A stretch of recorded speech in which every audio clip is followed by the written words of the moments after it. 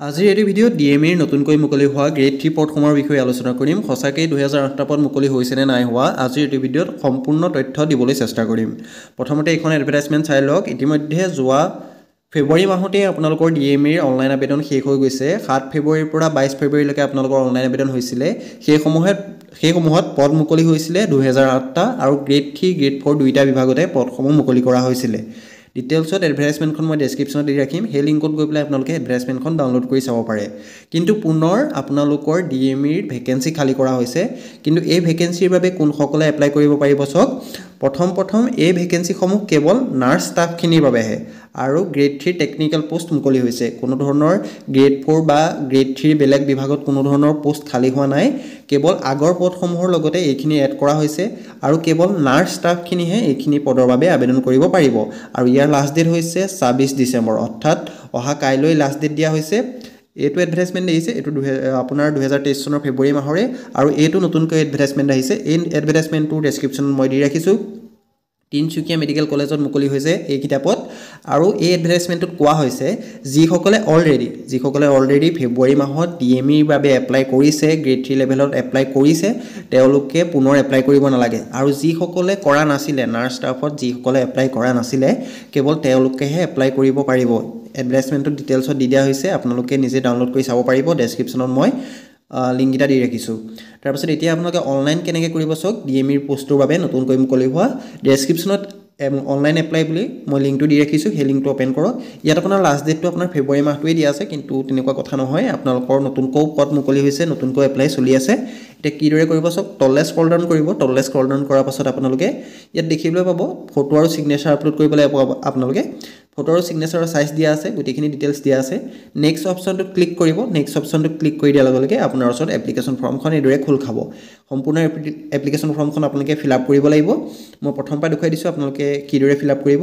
প্ৰথমতে fill up কৰিব লাগিব এপ্লিকেণ্ট নেম, আৰু এপ্লিকেণ্ট নেমটো আধাৰ কাৰ্ড, পান কাৰ্ড অৰ্থাৎ আপোনাৰ ID প্ৰুফত যিদৰে আছে ঠিক সেইদৰে ফিল আপ কৰিব। তাৰপাছত আপোনালোকৰ candidate father name, mother name এইখিনি ফিল আপ কৰিব লাগিব। আপোনাৰ চাৰ্টিফিকেট বা ডকুমেণ্টত যিদৰে আছে সেইদৰে আপোনালোকে ফিল আপ কৰিব। ডেট অফ বাৰ্থটো এইদৰে কেলেণ্ডাৰৰ পৰা চিলেক্ট কৰি ল'ব। প্ৰথমতে ইয়েৰটো চিলেক্ট কৰিব, তাৰপাছত মান্থটো, তাৰপাছত ডেটটো চিলেক্ট কৰি ল'ব। গোটেইখিনি এইদৰে আপোনালোকে চিলেক্ট কৰি ল'ব। তাৰপৰা জেণ্ডাৰ চিলেক্ট কৰিব। মেল ফিমেল দিয়া আছে অপশ্যনত, আপোনালোকে জেণ্ডাৰটো চিলেক্ট কৰি ল'ব। তাৰপাছত এড্ৰেছটো ফিল আপ কৰিব। এড্ৰেছ লাইন 1ত আপোনাৰ ভিলেজ বা টাউনৰ নেমটো দিব। এড্ৰেছ লাইন 2ত আপোনালোকে পোষ্ট অফিচ দিব পাৰে। এড্ৰেছ লাইন 3ত আপোনালোকে পুলিচ ষ্টেচনটো দিব পাৰে। তাৰপাছত ডিষ্ট্ৰিক্ট চিলেক্ট কৰিব, ষ্টেট চিলেক্ট কৰিব। এইদৰে দিছে, আছাম আহি গৈছে, মই যোৰহাট চিলেক্ট কৰি লৈছোঁ। পিন কোডটো আপোনালোকে ফিল আপ কৰিব। তাৰপাছত যদি আপোনাৰ পাৰ্মানেণ্ট এড্ৰেছ ছেম হয় তেনেহ'লে ছেম এজ কৰি দিব। তাৰপাছত আপোনালোকৰ দিয়া আছে দেখিছে গোটেইখিনি। মোবাইল নাম্বাৰ ফিল আপ কৰিব। মোবাইল নাম্বাৰটো ফিল আপ কৰাৰ পাছত চেণ্ড OTP কৰিব। চেণ্ড OTP কৰি দিয়াৰ লগে লগে আপোনাৰ যিটো মোবাইল নাম্বাৰ আপুনি ফিল আপ কৰিছে সেই মোবাইল নাম্বাৰটোত এটা OTP চেণ্ড কৰা হ'ব। OTPটো ফিল আপ কৰি ভেৰিফাই অপশ্যনটোত ক্লিক কৰিব। এইদৰে আপোনালোকে মোবাইল নাম্বাৰটো ভেৰিফাই কৰি ল'ব। অল্টাৰনেটিভ এটা কণ্টেক্ট নাম্বাৰ দিব লাগিব, সেইটো মোবাইল নাম্বাৰ ফিল আপ কৰিব। তাৰপৰা ইমেইল ID ফিল আপ কৰিব। তাৰপাছত ফিজিকেল আইডেণ্টিফিকেশ্যন মাৰ্ক যদি কিবা আছে তেনেহ'লে আপোনালোকে ফিল আপ কৰিব পাৰে, যদি নাই আপোনালোকে ন'ল দিব পাৰে। তাৰপাছত দেখিছে ৰিজাৰ্ভেশ্যনত আপোনাৰ ছেকশ্যনটোত আপোনালোকৰ কেটেগৰীটো চিলেক্ট কৰিবলৈ আহিছে। আপোনালোক কোনটো কাষ্টৰ পৰা বিলং কৰে সেই কাষ্টটো আপোনালোকে ইয়াৰ পৰা চিলেক্ট কৰি ল'ব। যদি জেনেৰেল হয় জেনেৰেল, যদি OBC হয় OBC আপোনালোকে চিলেক্ট কৰি ল'ব। যদি ফিজিকেল ডিচেবিলিটি কেণ্ডিডেট হয় য়েছ কৰিব। য়েছ কৰি দিয়াৰ লগে লগে আপোনালোকৰ চাৰ্টিফিকেটত কিমান % ডিচেবিলিটি দিয়া আছে সেইটো চিলেক্ট কৰিব। ডিচেবিলিটি টাইপটো আপোনালোকে ইয়াৰ পৰা চিলেক্ট কৰি ল'ব। যদি নহয় তেতিয়া আপোনালোকে ন' কৰিব। তাৰপাছত পাৰ্মানেণ্ট ৰেচিডেণ্ট আছামৰ হয়নে সুধিছে, আপোনালোকে য়েছ কৰিব। তাৰপাছত দেখিছে do you want to apply for this technical post দিয়া আছে দেখিছে, আপোনালোকে এইটো য়েছ কৰিব লাগিব। যদি আপোনালোকে ন' কৰে তেনেহ'লে পোষ্টৰ বাবে এপ্লাই কৰিব নোৱাৰিব। কেৱল টেকনিকেল পোষ্টহে খালী হৈছে আৰু নাৰ্ছৰ বাবে খালী হৈছে। মই দেখুৱাই দিছোঁ আপোনালোকে যদি ন' কৰে তেনেহ'লে আপোনালোকে নোৱাৰিব কৰিব। দেখিছে পোষ্ট চিলেক্ট কৰাৰ কোনো অপশ্যন নাহে ন' কৰিলে। যেতিয়া আপোনালোকে য়েছ কৰিব তেতিয়া দেখিছে গ্ৰেড 3 টেকনিকেল পোষ্ট আৰু চিলেক্ট কৰিবলৈ আহিছে নাৰ্ছ ষ্টাফ। আপোনালোকে দেখিছে এইটো ইয়াৰ পৰা এইটোৱে চিলেক্ট কৰি ল'ব। তাৰপাছত আপোনালোকৰ তলত ফিল আপ কৰিব লাগিব এমপ্লয়মেণ্ট এক্সচেঞ্জ কাৰ্ডৰ নাম্বাৰটো। এক্সচেঞ্জ কাৰ্ডৰ নাম্বাৰটো আপোনালোকে এমপ্লয়মেণ্ট এক্সচেঞ্জ কাৰ্ডত পাই যাব। যদি এক্সচেঞ্জ কাৰ্ড নাই তেনেকৈ আপোনালোকে অনলাইন যোগে বনাব পাৰিব। ডেছক্ৰিপশ্যনত ভিডিঅ' লিংক দি থোৱা হৈছে, আপোনালোকে চাই ল'ব পাৰে। তাৰপাছত আপোনালোকৰ কোৱালিফিকেশ্যনৰ ডিটেইলছখিনি ফিল আপ কৰিব লাগিব। মেট্ৰিকৰ ডিটেইলছখিনি ফিল আপ কৰিব। মাৰ্ক গ্ৰুপ 10 কিমান, টোটেল মাৰ্ক কিমান, পাৰ্চেণ্টেজ, ডেট অফ পাছিং আৰু স্কুল বা বৰ্ড নেমটো আপোনালোকে ফিল আপ কৰিব। গোটেইখিনি ডিটেইলছ দিয়া আছে, আপোনালোকে মাৰ্কশ্বিটখন চাই পেলাই শুদ্ধকৈ ফিল আপ কৰিব। ঠিক তেনেদৰে আপোনালোকে হাই ছেকেণ্ডেৰীটো ফিল আপ কৰিব। কোনটো ষ্ট্ৰীমৰ পৰা পাছ কৰিছে প্ৰথম সেইটো চিলেক্ট কৰিব। তাৰপাছত আপোনালোকে বাকী ডিটেইলছখিনি ফিল আপ কৰিব। গ্ৰেজুৱেশ্যন দিছে, BSc নাৰ্ছিং দিয়া আছে। আপোনালোকে যোনটো বিভাগৰ পৰা আপোনালোকে গ্ৰেজুৱেশ্যন কৰিছে সেইটো চিলেক্ট কৰি ল'ব। তাৰপিছত দিছে ইয়াত আপোনালোকৰ নাৰ্ছ কাউন্সেলিঙত আপোনালোকৰ ৰেজিষ্ট্ৰেশ্যন হৈ যদি আছে তেতিয়া আপোনালোকে ইয়েছ কৰিব, যদি নাই হোৱা তেতিয়া নো কৰিব। যদি ৰেজিষ্ট্ৰেশ্যন হৈ আছে তেনেহ'লে আপোনালোকে ৰেজিষ্ট্ৰেশ্যন নাম্বাৰ, যিটো নাৰ্ছসকলৰ বাবে এটা ৰেজিষ্ট্ৰেশ্যন নাম্বাৰ থাকে, সেই ৰেজিষ্ট্ৰেশ্যন নাম্বাৰটো আপোনালোকে ফিল আপ কৰিব। দিছে ইয়াত এই গোটেইখিনি আপোনালোকে ফিল আপ কৰি ল'ব। তাৰপাছত আহিব আপোনালোকৰ ডকুমেণ্ট আপলোড। ডকুমেণ্ট আপলোডত কেৱল আপোনালোকে ফটো আৰু ছিগনেচাৰহে আপলোড কৰিব লাগিব, বেলেগ কোনো ধৰণৰ ডকুমেণ্ট আপলোড কৰাৰ প্ৰয়োজন নাই। ফটো আৰু ছিগনেচাৰটো ইয়াত আপলোড কৰিব, চাইজ দিয়া আছে, আপোনালোকে সেই চাইজৰ মতে বনাই ল'ব।